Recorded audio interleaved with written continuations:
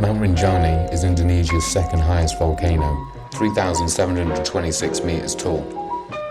On Lombok Island is famed for challenging treks, stunning caldera views, the turquoise Segera Anak crater lake, and spiritual significance, offering adventurers a rewarding multi-day hike through lush forests, savannas, and volcanic ridges to its summit. The treks are typically 2 to 4 days, requiring good fitness, but also reward hikers with incredible vistas, hot springs, and a unique volcanic landscape, making it a premier Southeast Asian hiking destination. I wasn't sure whether or not to include the reasoning behind the title of this film, but a few days prior to my trip, a young woman had fallen after taking a selfie on top of the summit.